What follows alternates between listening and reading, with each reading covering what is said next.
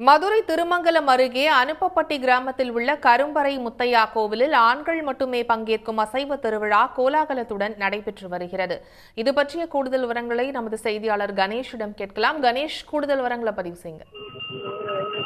நிச்சயமாக மதுரை திருமங்கலத்தை அடுத்த அனுப்பப்பட்டி கிராமத்தில் உள்ள ஸ்ரீ கரும்பாறை முத்தியாசாமி திருக்கோயிலில் ஆண்டுதோறும் மார்கழி மாதம் ஆண்கள் மட்டுமே வழிபட்டு ஆண்களே அசைவ உணவு சமைத்து உண்ணும் திருவிழா நடைபெற்று வருவது வழக்கம்.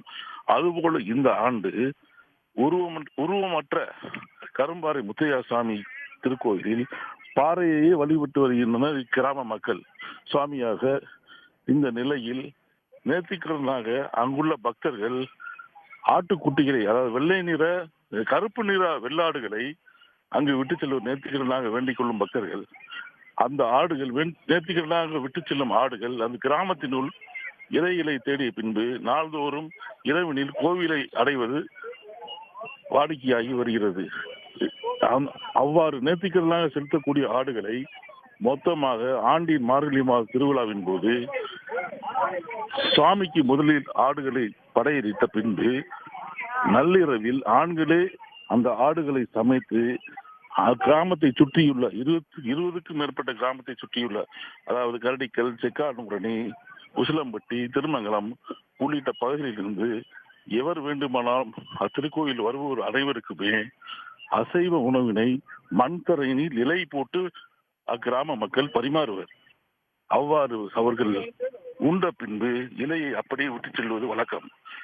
நாளடைவில் அந்த இலைகள் அனைத்தும் காய்ந்து மாயமாகி வருவது ஐதீகமாக கூறப்படுகிறது. இத்திருவிழா ஆண்டுதோறும் மார்கழி மாதம் ஆண்கள் மட்டுமே இத்திருவிழாவில் பங்கு பெறுவது வழக்கமாகியுள்ளது. அது கிராமத்தை சேர்ந்த பெண்கள் எவருமே இங்கே உள்ளே அனுமதிக்க மாட்டார்கள். அவர்களும் திருக்கோயிலுக்கு உள்ளே வர தயங்குவார்கள்.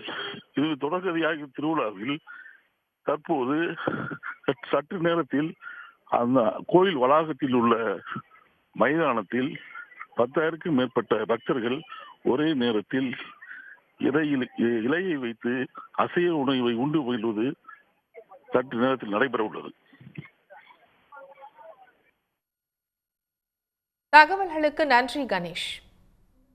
உடனுக்குடன் செய்திகளை தெரிந்து கொள்ள சன் நியூஸ் பெல் ஐகானை கிளிக் பண்ணுங்க.